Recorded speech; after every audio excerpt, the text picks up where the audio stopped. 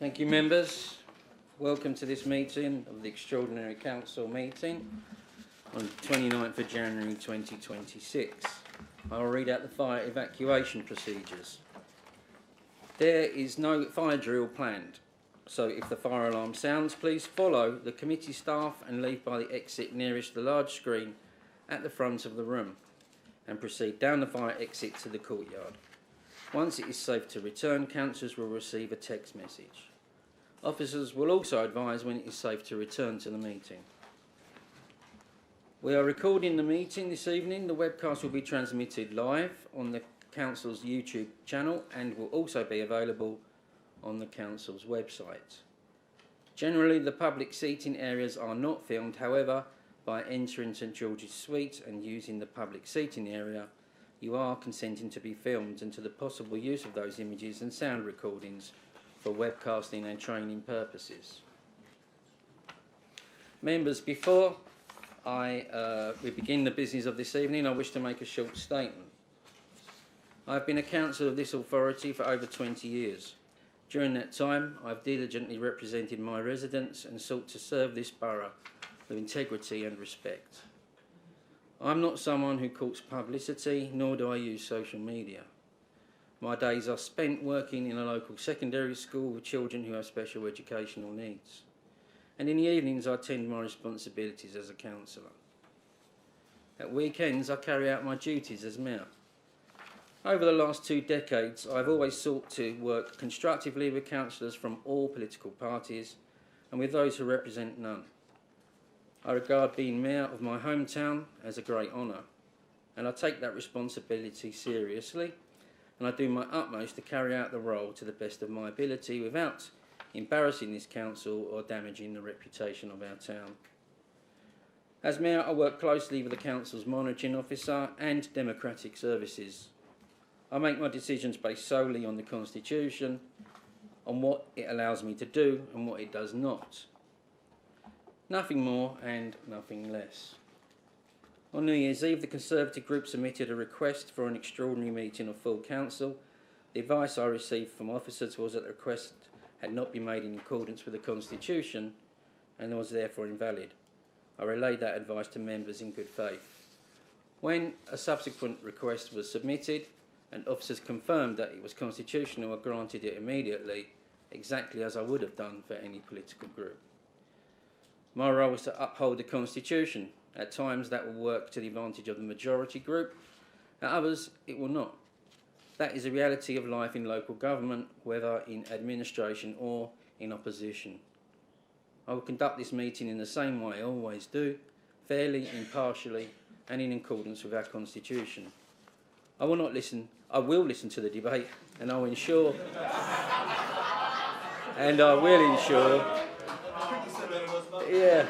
I will. You were doing really well up until that point. Thank you very much. I will listen to the debate and I will ensure that the rules are applied consistently to all members. That is my role and that is what I will do this evening. I hope we can proceed this evening with respect.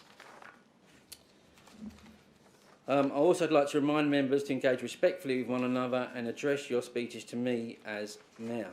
Before I formally open this meeting, I would like to pause and acknowledge the profound loss our organisation has suffered in recent weeks. The passing of 2 colleagues has resonated across the organisation. We remember Von Edomi, a respected member of our communications team. Von was known for bringing his authentic self to work each day and for challenging ideas and processes with a clear intention of improving our organisation. His energy, passion and commitment has left a long and lasting impression on all who works with him. We also remember Adele Lawrence, whose loss has been deeply felt within planning, regeneration and the economic development departments. Since joining us in 2020, Adele distinguished herself as a forensic and intuitive town planner. Her sharp mind and distinctive humour brought clarity and purpose to complex work. Adele's legacy is one of professionalism, generosity and dedication to public service. Her loss is deeply felt by all who had the privilege of working with her. I will now ask you all to hold a minute stand and hold a minute silence to honour Von and Adele. Thank you.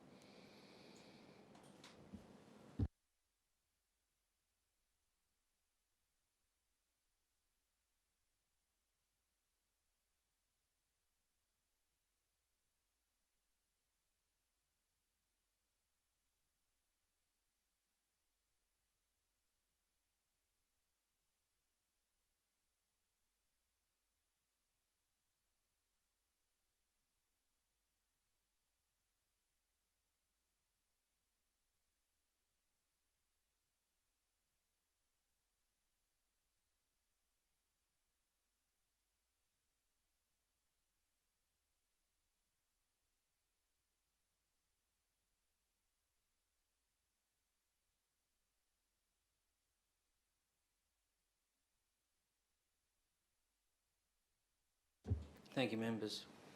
I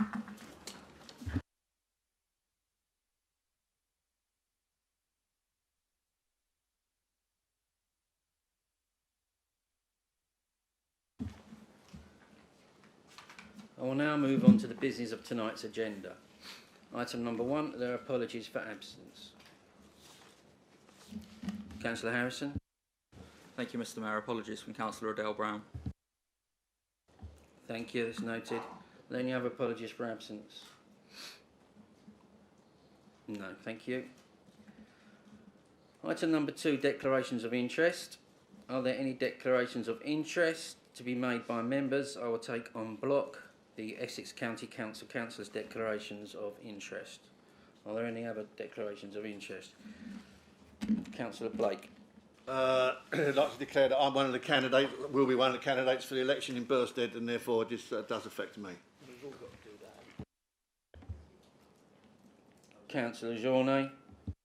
Thank you very much, Mr Mayor. Just like Councillor Blake, I'm one of the elected members who is up for election in May 2026. So therefore, I declare an interest for the monetary receivership as a councillor. So that's my declaration today. Thank you. Councillor Mordecai. As the same, I'd like to declare that I'm up for election in May. I'd like to declare exactly the same interest. Thank you. Councillor Lawrence.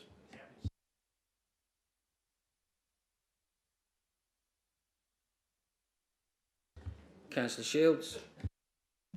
Yeah, the same. I'm up for election in May for Wickford Park. Oh, right, okay. Councillor Allen.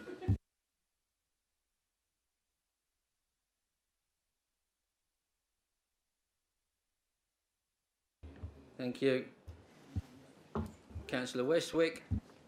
Thank you, Mr Mayor. I am also would have been up for election for Pitsea South East. Councillor Hammond. Yeah, also up for election for Wickford North. Councillor Brown. Likewise, I'm also up for election, representing London Hills. Councillor Murphy. Ditto, never mind. Thank you.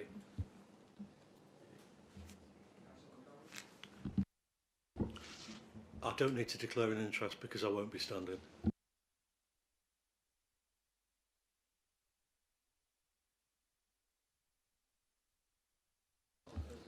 Thank you. Are there any other declarations of interest?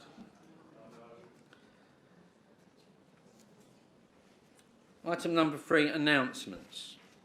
Leader of the Council.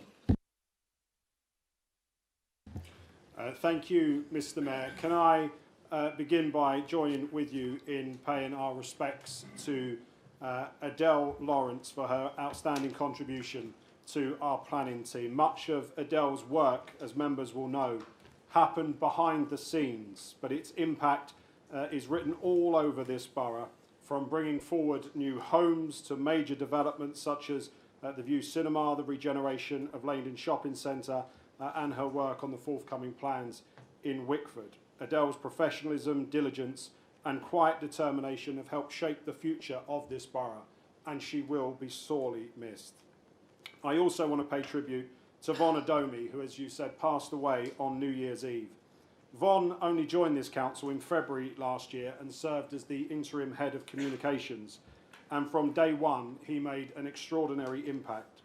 He helped sharpen Basildon's voice with government and key stakeholders, shaping our communications around LGR, regeneration and other critical messages at a pivotal moment for this authority. Von was a veteran of local government communications, a trusted advisor to me and to the Cabinet, and someone whose judgment I valued deeply. His loss is felt keenly, both professionally and personally. I also want to remember Patricia Willis, who was a long-standing housing officer of this council, who sadly passed away on Boxing Day. Pat served this authority for over 30 years, and for many residents, particularly those at Afflett's Court, Pat was the council. She was a familiar, reassuring presence who knew people by name and cared deeply about their well-being. Her commitment to public service was unwavering, and her loss will be felt by colleagues and residents past and present. I'm sure the thoughts and prayers of the whole council are with the families, friends and colleagues of Pat, Adele and Von at this very difficult time. I also want to take a moment to wish those council officers who are currently unwell all the very best and a speedy recovery. You know who you are, and we are thinking of you. Mr. Mayor, I'm now going to provide the council with a further update and clarity on the LGR process following a meeting that Essex leaders and chief executives held with MHCLG last Friday. Members will know that following the Cabinet meeting of the 8th of January, a formal letter was sent to the Secretary of State that set out in evidence-based terms this council's capacity constraints in the context of local government reorganisation. The Secretary of State has now replied, and he has confirmed that the Basildon Borough Council elections for the 14 seats scheduled for May 2026 will be postponed.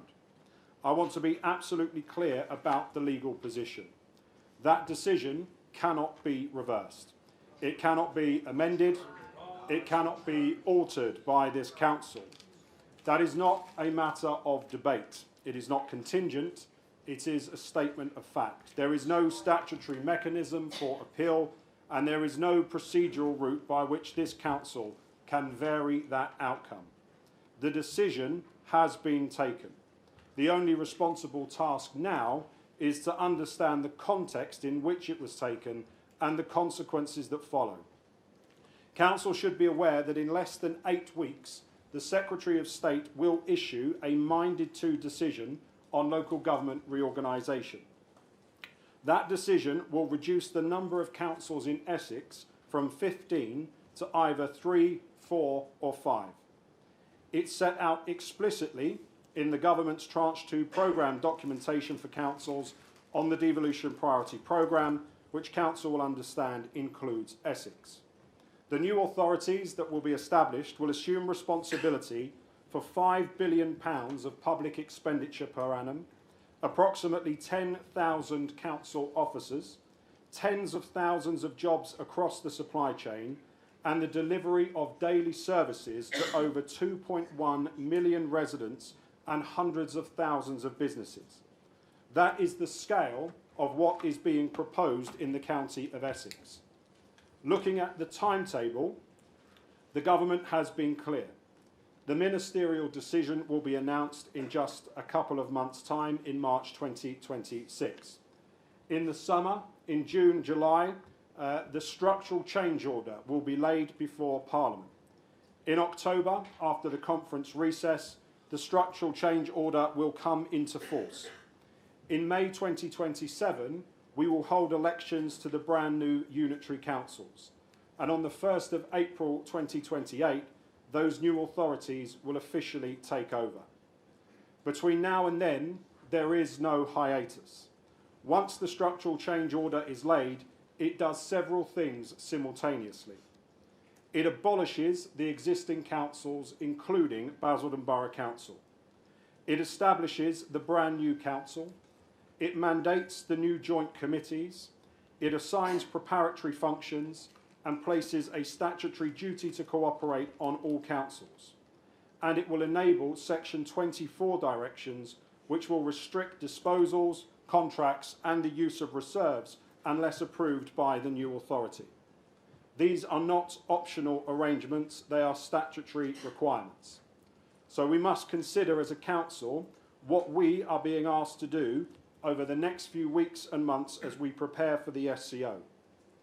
Basildon Council must establish joint committees specified in the SCO with whatever councils we are due to engage with. We must develop and agree implementation plans. We must align governance arrangements, including drafting the new constitutions. We will need to harmonise finances and budgets, including the council tax, address staffing and SHUPE implications for 10,000 members of staff, and prepare the shadow authorities that must meet within 14 days of the 2027 elections. At the same time, those predecessor councils, including Basildon, must continue delivering all services, release officers to transition teams, comply fully with Section 24 controls, and manage the orderly transition of assets, liabilities, and contracts. That is the operational reality. If the elections had have been held in May 2026, the statutory pre-election period and AGM cycle would have removed approximately 27% of the available decision-making time during precisely the phase when joint committees must be formed, Section 24 directions begin to apply, and irreversible decisions must be taken. The proposition that this loss of capacity would be immaterial to the size and scale of the change coming to Essex is simply not credible. It is not supported by evidence, it is not supported by precedent, and it is not supported by the government's own documentation.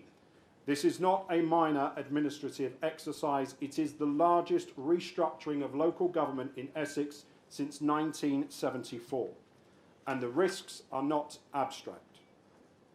Against that backdrop, the government has repeatedly recognised across multiple reorganisations that election postponement may be necessary to preserve capacity.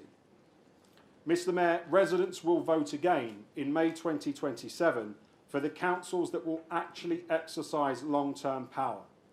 What the Secretary of State has done is postponed a single election to a council that is already scheduled for abolition. What has been preserved is the ability to deliver a lawful, safe and cost-effective transition. The alternative was straightforward. Either divert capacity from frontline services, cut frontline services, or incur substantial expenditure on external consultants. None of these options, in my view, are defensible. So I return to where I begin. The decision has been taken. The timetable is fixed. The structural change order will be laid. Joint committees will be mandatory. Section 24 directions will apply. Shadow authorities will follow. The only remaining question is whether we approach this process with the discipline and the seriousness needed, or whether we pretend that a transition of this magnitude can be absorbed without consequence. The evidence does not support that position, and I have made this council's position clear, verbally and in writing, both in private and in public, unlike some council leaders. Mr Mayor, what I can commit to now, over and above the ONS working group that has been set up, is that under the stewardship of our new Executive Director for Strategy, the Council will take forward a new dedicated LGR team to work solely on the transition. This group will report to me weekly through the Executive Director, and I will provide an update at every single Council meeting between now and the abolition of this authority. We will add this as a standing agenda item to all future Council meetings from March 2026. Secondly, I have asked for a full member briefing to be arranged in the coming weeks so that the full LGR process and timeline for the next 18 months can be shown and understood for members. The sheer scale of the work that is now needed to deliver these new councils can no longer be dismissed and denied. It is the reality this council is facing, and that is the council, and that is why the council has made the decision that it has. I would respectfully submit, Mr. Mayor, that it is time for councillors to start playing their part and stop playing politics. Thank you, Councillor. Thank you very much, Councillor. Moving on, there are no further announcements. Moving on to item 4, the notice of motion. Councillor Barnes, you have 10 minutes. Do you have a seconder? Yes. Councillor Schrader.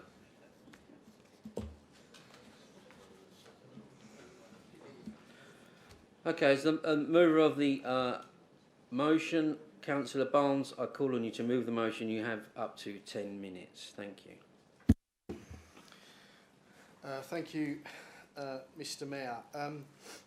First of all, can I thank the public who have attended tonight, including those who have been unable to get into the building. I understand there are loads left outside. Can I thank the thousands of people who have signed the petition against the cancellation of local democracy, and the literally tens of thousands who have engaged with this issue online. I haven't had a chance to reply to all of the messages yet, but I promise you I will come back to you, and I thank everyone who has taken the time to reach out. Can I thank the press, particularly the Daily Telegraph, for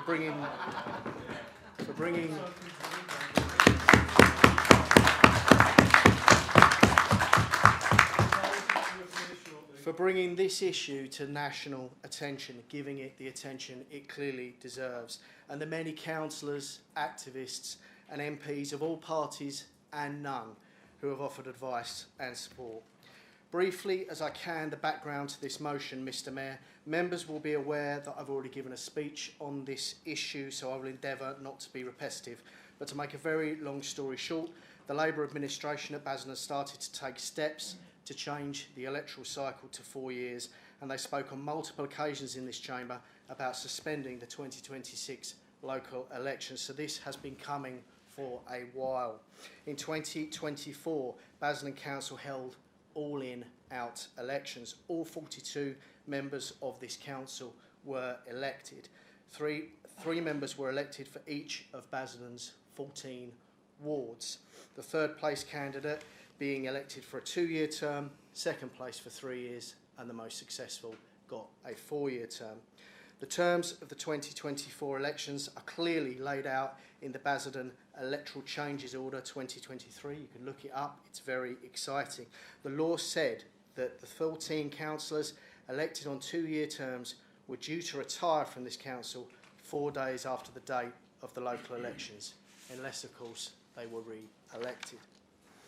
On the 18th of December last year, the Secretary of State wrote to 63 councils across the United Kingdom asking them whether they wanted to go ahead with their local elections. A decision like this, with substantial local interest, would normally go to full council before it was referred to Cabinet. But instead, on the 8th of January, it went straight to Cabinet, where the decision to request a delay was taken by 7 out of the 8 councillors. Councillor Smith of the Basildon Independents voted against the decision.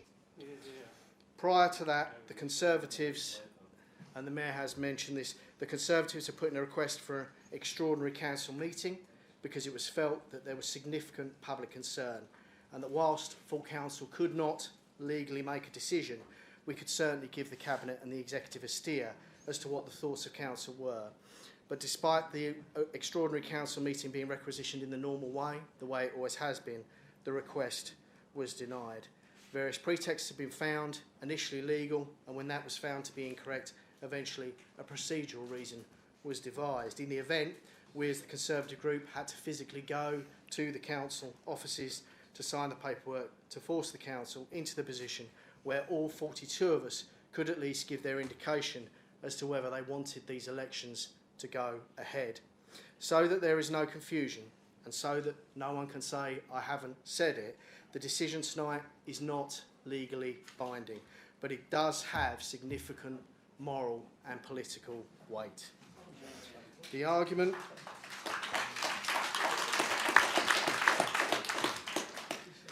The argument that the Leader of the Council has begun to make both online and at the Overview and Scrutiny Commission on Tuesday is that the decision taken on the 8th of January is irreversible. This is not accurate.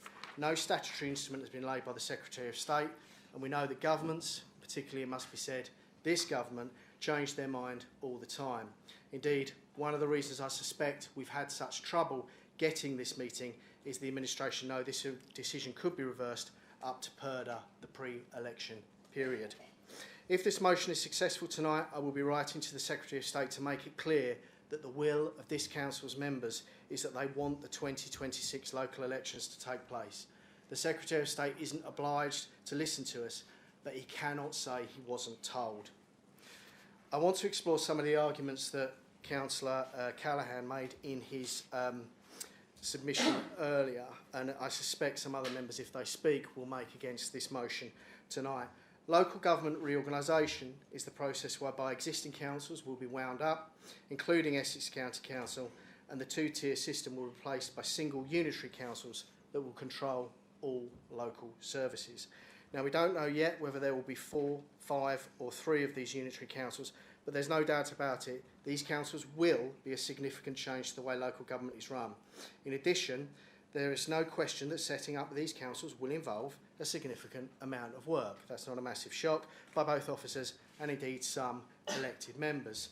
And there's a reason why this administration wants to talk about LGR, and it's a reason why they accuse the opposition of not engaging with it. It's because it is literally the only pretext they have for suspending local democracy. It's a smokescreen. It's easier to talk about shiny new services and replacing Essex County Council than admit you are taking people's democratic rights away.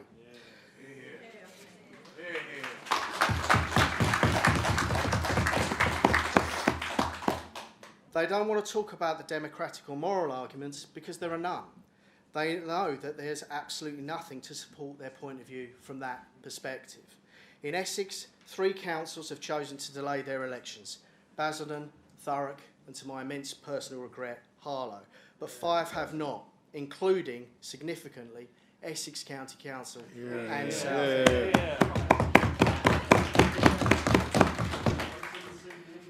Basildon Council points to capacity constraints. It says that 27%, that's just for clarity, 27%, not 26%, not 28%, 27% of its capacity to deal with local re-government organisations will be lost if the elections proceed.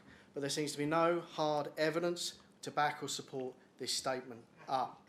I'm yet to see any compelling arguments to suggest that we are under, in Basildon, any unique pressures that Southend and Essex County Council are not.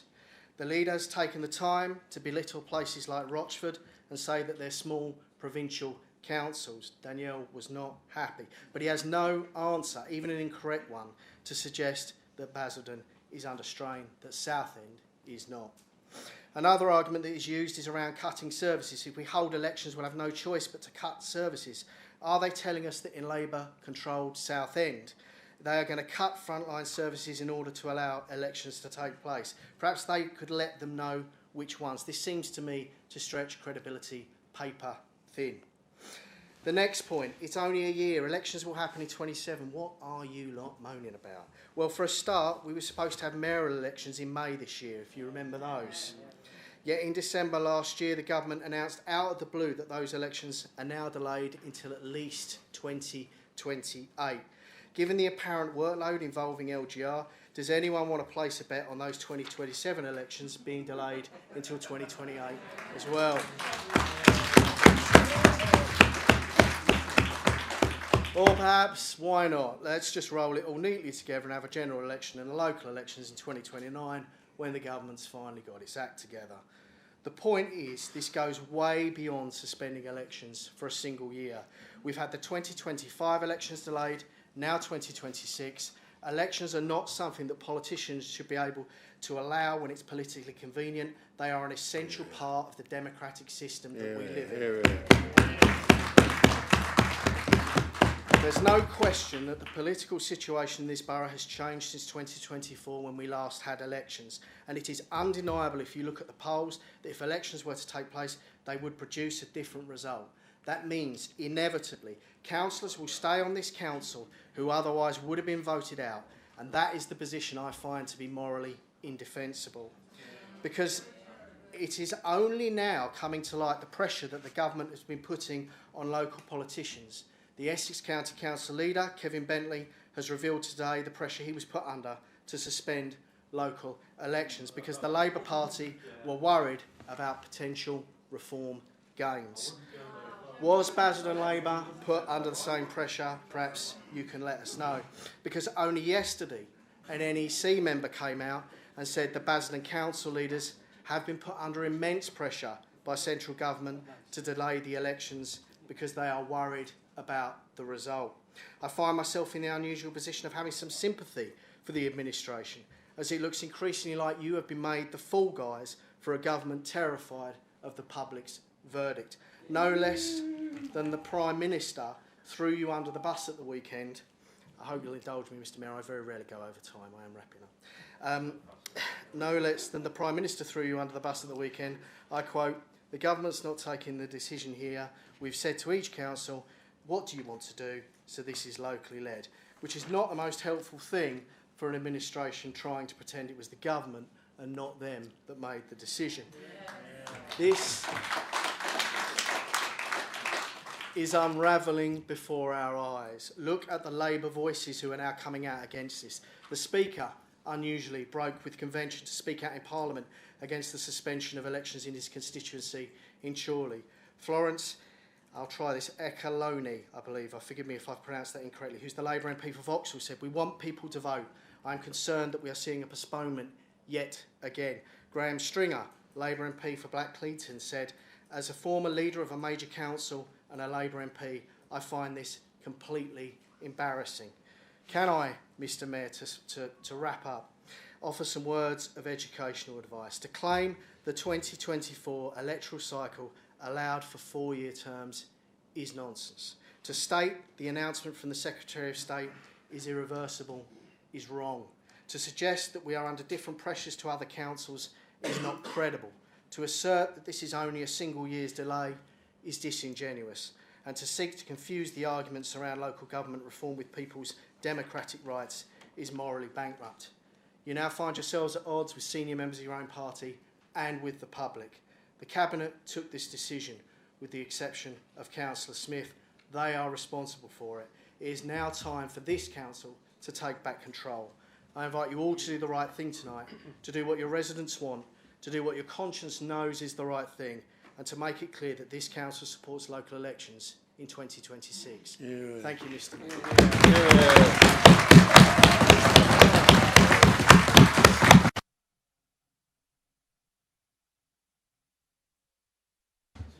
Thank you, Councillor Barnes. Councillor Schrader.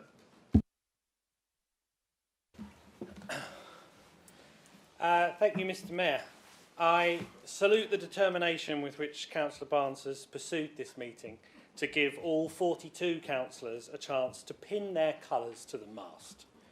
No one disputes the Secretary of State alone can cancel elections. As Councillor Barnes said, no one has ever disputed that. But as Councillor Barnes has said, both he and the Prime Minister are clear. Our elections are being cancelled by the Secretary of State at the request of the Leader of the Council. So let's have no more dishonesty from this administration that this is somehow nothing to do with them. The arguments they relied upon were cost and capacity.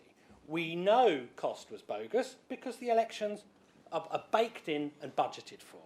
I challenged them on capacity at Cabinet on the 8th. Councillor Ansell made a comparison with Tory Rochford, raring for elections to go ahead. I made a comparison with Labour Southend, who also want elections. The leader said Rochford is smaller with less responsibilities, while Southend is larger with more officers. He wants us to believe that Basildon sits in some sweet spot, too large and too small, and almost uniquely incapacitated by local government reorganisation.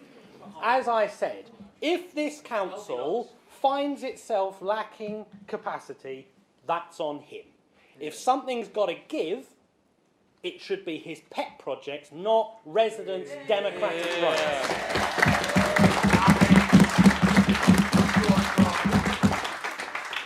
What is certain is Essex County Council elections will go ahead.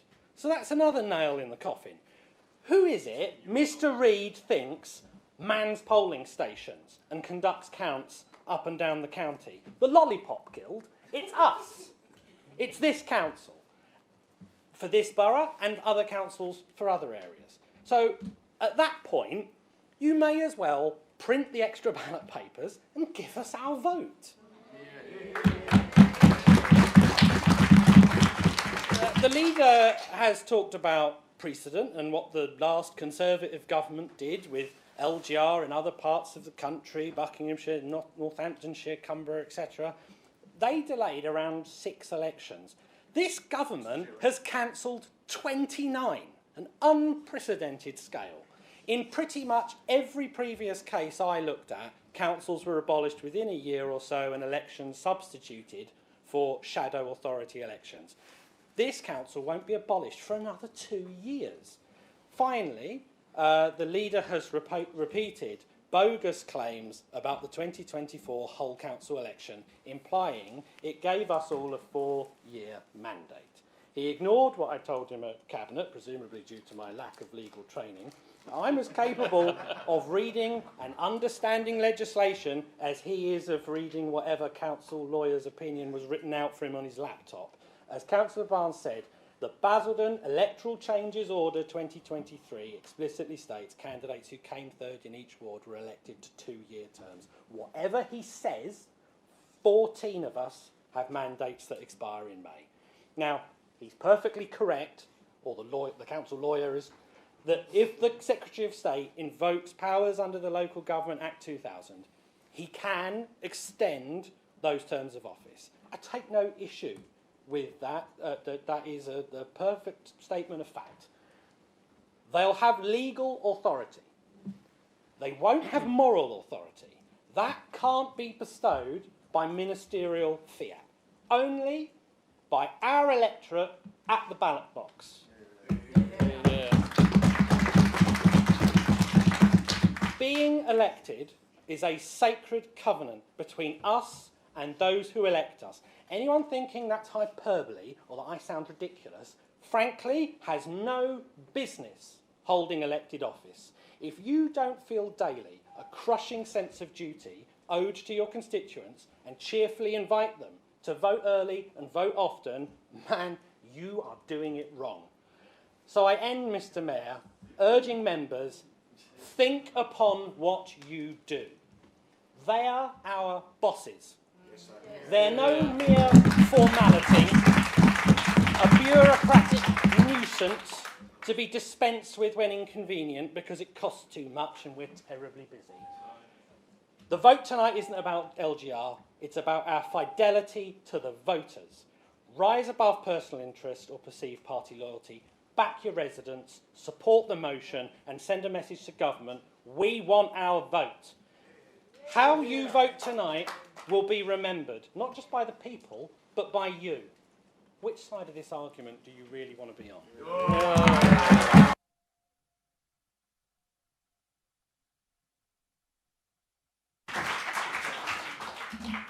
Thank you, Councillor. The matter is now open for debate. Councillor Harrison. Thank you, Mr. Mayor. Councillor Barnes is doing my job for me this evening by saying this motion is not binding. Maybe you should have brought a better motion to the council. I'll take this motion line by line. This council confirms democracy matters above all else. Yeah, I can get behind that. Democracy is the reason we're sat on this side of the chamber and they're sat over there. It's the reason the Conservative group has halved in size since I joined this council 5 years ago. It's also the reason Labour have a stonking majority in Parliament. And what's left of the Conservative Party is fleeing like rats from a sinking ship to reform. A party that wants to privatise the NHS and work with Vladimir Putin.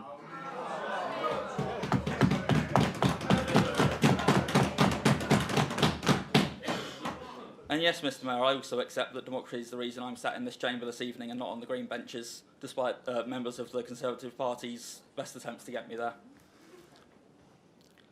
The next section Regular mandates from public are essential. Again, yes. The public made their feelings very clear when they voted out every single member of the Conservative group south of the A127 in 2024. And the public will be delivering their mandate again next year when the new councils elect their shadow members. And I hear today that after a lot of will they, won't they, the public will have a vote on Essex County Council elections this year. The Essex leadership have gone from not wanting elections to wanting them, to pretending they don't want them, to now apparently pretending they do want them. When Labour Basildon Council freezes council tax next month and Conservative Essex County Council raises theirs, I trust the public will know who's on their side.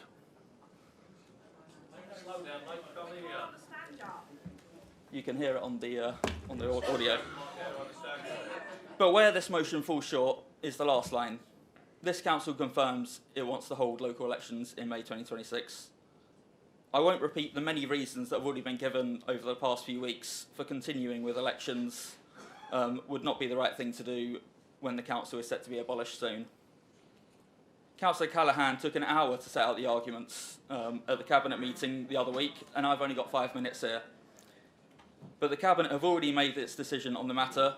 The letter has already been sent to the Secretary of State, and the Secretary of State has already announced in Parliament that elections in Basildon will be cancelled. So this motion does nothing.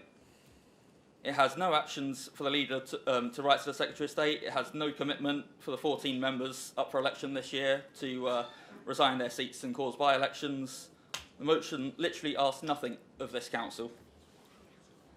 So with no actions, no decisions, and no hope of changing the Secretary of State's mind, I feel the only course of action is to refer this motion to the Cabinet so that they can confirm the decision they made earlier this month to send a letter requesting postponement of elections. A decision scrutinised by Overview and Scrutiny earlier this week. A decision that all members had a chance to ask questions of earlier this month. So, Mr. Mayor, I request point of order, Regulation Part 4, 16J4, so that this motion be referred back to the Cabinet for consideration.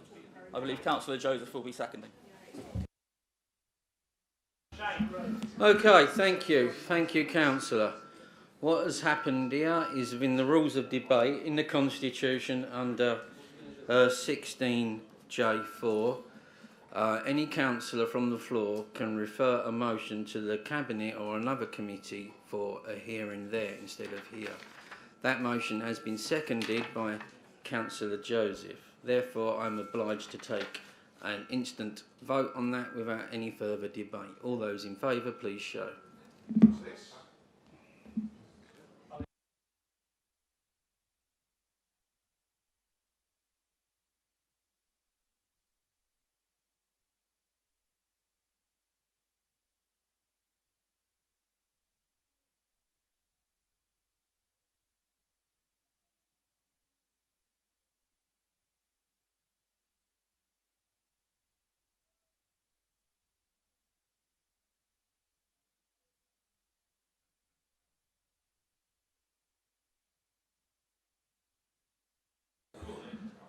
All those against?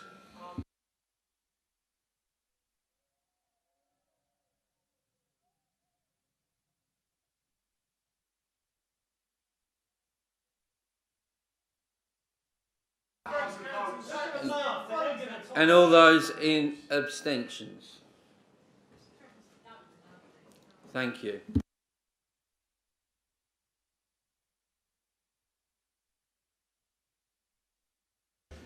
That motion is carried. So the view of the majority of this council is that the matter is to be discussed at the Cabinet. Therefore, the extraordinary meeting has ended and we'll begin the ordinary meeting.